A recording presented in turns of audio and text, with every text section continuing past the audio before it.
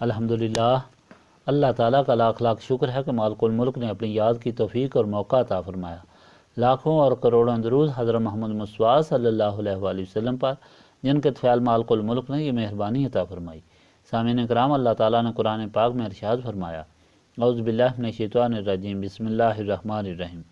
جو طلبگار ہیں دنیاوی زندگی اور اس کی زیب و زینت کے، تو ہم پورا بدلہ دیں گے انہیں ان کے مال کا اس زندگی میں، اور انہیں اس میں نقصان نہیں اٹھانا پڑے گا۔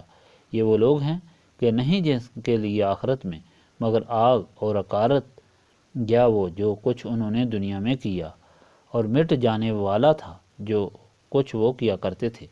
تو کیا وہ شخص جس کے پاس روشن دلیل ہو اس کے رب کی طرف سے، اور اس کے پیچھے ایک گواہ بھی آ گیا ہو جو تلاوت کرتا ہو اس کی، جو آئی ہے اللہ تعالیٰ کی طرف سے، اور اس سے پہلے کتاب موسیٰ بھی آ چکی ہے جو رہنما اور سراپا رحمت ہے، یہ لوگ تو ایمان لائیں گے اس پر، اور جو کفر کرے اس کے ساتھ مختلف گروہوں میں سے، تو آگ اس کے وعدے کی جگہ ہے۔ پس اے مخاطب، تو نہ ہو جا اس کے متعلق شک میں، بلا شبہ یہ حق ہے تیرے رب کی طرف سے، لیکن اکثر لوگ ایمان نہیں لاتے۔ اور کون زیادہ ظالم ہے اس شخص سے جو اللہ تعالیٰ پر جھوٹا بہتان لگاتا ہے۔ یہی لوگ ہیں جو پیش کیے جائیں گے اپنے رب کے پاس اور کہیں گے، گواہ یہی وہ ہیں جنہوں نے اپنے رب پر جھوٹ بولا تھا۔ خبردار، اللہ تعالیٰ کی پھٹکار ہو ظالموں پر جو بدنصیب روکتے ہیں اللہ تعالیٰ کی راہ سے، اور چاہتے ہیں کہ اس راہ کو ٹیڑھا بنا دیں، اور وہی آخرت کے منکر ہیں۔ یہ لوگ عاجز کرنے والے نہیں زمین میں، اور نہ ہی ان کے لیے اللہ تعالیٰ کے سوا کوئی مددگار ہوگا۔ دگنا کر دیا جائے گا ان کے لیے عذاب، نہ وہ سن سکتے تھے اور نہ دیکھ سکتے تھے۔ یہی وہ لوگ ہیں جنہوں نے نقصان پہنچایا اپنے آپ کو، اور گم ہو گئی ان سے وہ باتیں جو وہ تراشا کرتے تھے۔ یقیناً یہی وہ لوگ ہیں جو آخرت میں زیادہ نقصان اٹھانے والے ہوں گے۔ بے شک جو ایمان لائے اور نیک عمال کیے اور عاجزی سے جھک گئے اپنے پروردگار کی طرف، یہی لوگ جنتی ہیں اور وہ اس میں ہمیشہ رہیں گے۔ ان دونوں فریقوں کی مثال ایسی ہے جیسے ایک اندھا اور بہرا ہو اور دوسرا دیکھنے والا ہو اور سننے والا ہو، تو کیا یکساں ہیں ان دونوں کا حال؟ کیا تم غور اور فکر نہیں کرتے؟ پچھلے فرمان الہی میں اللہ تعالیٰ نے یہ ہدایت فرمائی کہ اللہ تعالیٰ کی زمین پر کوئی چیز ایسی نہیں جس کی ربوبیت اللہ تعالیٰ نہ فرما رہا ہو۔ تو معلوم یہ ہوا کہ اللہ تعالیٰ ہر چیز سے باخبر ہے، ہر چیز اس کے سامنے ہے، کوئی چیز اس سے پوشیدہ نہیں، اور جو شخص جو عمل کرتا ہے اس کے سامنے ہے۔ اس لیے کسی کا کوئی بہانہ نہیں چل سکے گا، وہی جزا و سزا دے گا۔ پھر ان لوگوں کا حال بیان فرمایا گیا جو منکر رسول صلی اللہ علیہ وآلہ وسلم تھے، وہ جو نسبت رسولی صلی اللہ علیہ وآلہ وسلم کی ذات سے محروم تھے، اس لیے کہ ان کے دل ظلمت میں ڈوبے ہوئے شیطان کے قبضے میں تھے۔ کائنات کی کھلی کتاب دیکھنے کے باوجود وہ نہ سمجھ سکتے تھے، نہ دیکھ سکتے تھے، حالانکہ کائنات کا ذرہ ذرہ اللہ تعالیٰ کی تخلیق کا علم اور اس کی ربوبیت کی گواہی دے رہا ہے، اللہ تعالیٰ کے سامنے عاجزی اور عبادت کی دعوت دے رہا ہے۔ یہ منکر لوگ ہر بات پر حجت کرتے تھے، اچھائی کو برائی سے تعبیر کرتے، اور یہاں تک کہ جب ان کو موت سے ڈرایا جاتا کہ موت کے بعد تم نے زندہ ہو کر جواب دہ ہونا ہے، تو وہ کہتے کہ یہ جادو ہے کہ مرنے کے بعد کون اور کیسے زندہ ہو سکتا ہے۔ ان لوگوں میں اتنی پہچان نہ تھی کہ اللہ تعالیٰ کے رسول صلی اللہ علیہ وآلہ وسلم سے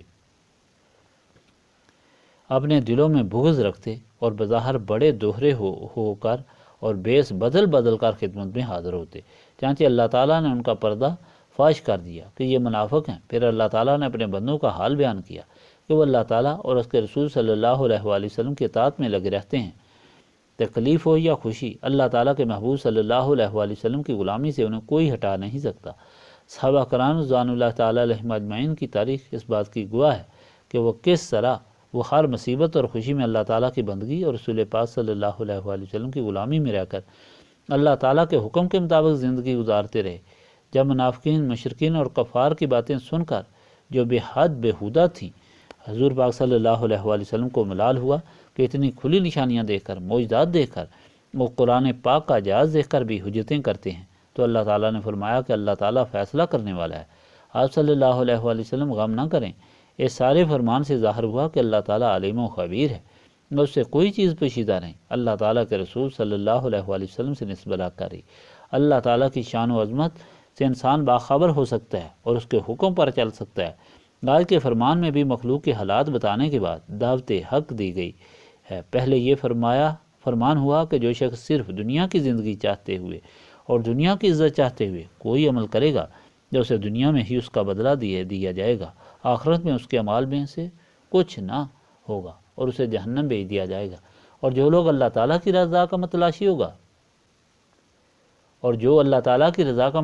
ہوگا اسے دونوں جہانوں کی خوشیاں حاصل ہوں گی، اور جو دنیا ہی کو سب کچھ سمجھتا ہے اس کا ساتھی کوئی نہیں ہوگا، کیونکہ آخرت میں اللہ تعالیٰ کے بغیر کوئی دوست نہیں ہوگا۔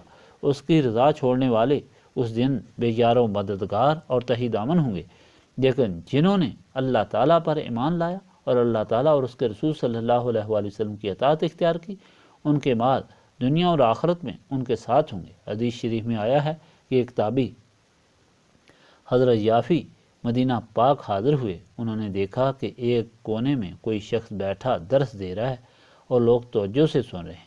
وہ نزدیک ہو گئے تو دیکھا کہ حضرت ابو ہریرہ ہیں، وہ بھی بیٹھ گیا۔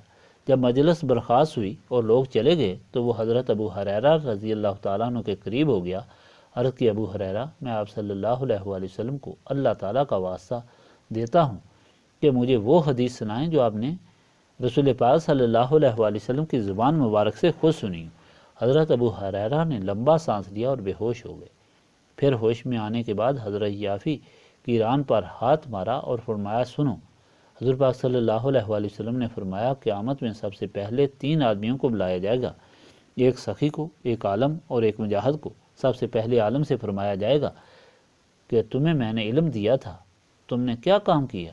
وہ عرض کرے گا کہ یا اللہ، میں نے اس علم سے اتنے لوگوں کو پڑھایا، اتنے مدرسے کھولے۔ حکم ہوگا، یہ سب کچھ تم نے دنیا کی شہرت کے لیے کیا تھا۔ فرمایا جائے گا کہ تمہیں دنیا میں عزت اور شہرت دے دی گئی، تمہارے لیے لوگوں نے کہا کہ تم بڑے عالم ہو، تم نے اتنے مدرسے کھولے، وغیرہ وغیرہ، اب تمہارے لیے آخرت میں کچھ نہیں۔ پھر سخی سے پوچھا جائے گا کہ تم کو بہت مال دیا، تم نے کیا کیا؟ وہ عرض کرے گا، یا اللہ، میں نے اتنے یتیم پالے، اتنے غریبوں کی مدد کی، اتنے لوگوں کو کھلاتا رہا۔ حکم ہوگا، یہ تو تم نے دنیا کی شہرت کے لیے کیا تھا، جس کا بدلہ تم کو دنیا میں دے دیا گیا۔ لوگوں نے تمہیں بہت بڑا سخی کہا، تمہاری عزت کی، اب آخرت میں تمہارے لیے کچھ نہیں۔ پھر مجاہد کو بلایا جائے گا اور پوچھا جائے گا کہ تمہیں طاقت دی اور تلوار دی، تم نے کیا کیا؟ وہ عرض کرے گا، یا اللہ تعالیٰ، میں نے اتنے کافر مارے، اتنی جنگوں میں حصہ لیا، زخمی ہوا اور شہید ہو گیا۔ اللہ تعالیٰ فرمائے گا، یہ تو تم نے دنیاوی شہرت کے لیے کیا تھا، لوگوں نے تم کو بڑا بہادر کہا، تم کو مجاہد کہا اور تم کو شہید کہا، اب آخرت میں تمہارے لیے کچھ نہیں۔ حضرت ابو ہریرہ نے کہا، نبی پاک صلی اللہ علیہ وآلہ وسلم نے فرمایا کہ سب سے پہلے یہی 3 آدمی دوزخ میں جائیں گے، لہذا صحیح عمل وہی ہے جو اللہ تعالیٰ کی رضا کے لیے ہو۔ جس عمل سے دنیاوی شہرت مقصود ہو وہ عمل ضائع ہو جاتا ہے۔ اللہ تعالیٰ نے فرمایا کہ اندھے اور دیکھنے والے برابر نہیں ہو سکتے۔ اللہ تعالیٰ اور رسول پاک صلی اللہ علیہ وآلہ وسلم کی اطاعت سے ہی روشنی اور بصیرت حاصل ہوتی ہے۔ یہ ہدایت کاملہ صرف نسبت رسولی صلی اللہ علیہ وآلہ وسلم سے حاصل ہوتی ہے۔ یہ سارا فرمان پڑھنے سے یہ معلوم ہوتا ہے کہ اللہ تعالیٰ نسبت رسولی صلی اللہ علیہ وآلہ وسلم حاصل کرنے کے لیے ہدایت فرما رہا ہے۔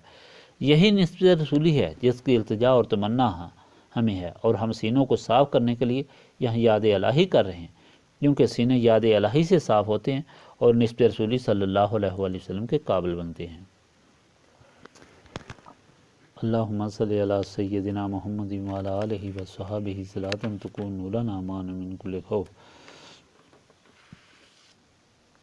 لا الہ الا انت سبحانک انی کنت من الظالمین۔ ربنا آتنا فی الدنیا حسنۃ وفی الآخرۃ حسنۃ وقنا عذاب النار۔ ربنا لا تزغ قلوبنا بعد اذ ہدیتنا وہب لنا من لدنک رحمۃ انک انت الوہاب۔ استغفر اللہ العظیم الذی لا الہ الا هو الحی القیوم واتوب الیہ۔ استغفر اللہ العظیم الذی لا الہ الا هو الحی القیوم واتوب الیہ۔ استغفر اللہ العظیم الذی لا الہ الا هو الحی القیوم واتوب الیہ۔ ربنا تقبل منا انک انت السمیع العلیم وتب علینا انک انت التواب الرحیم۔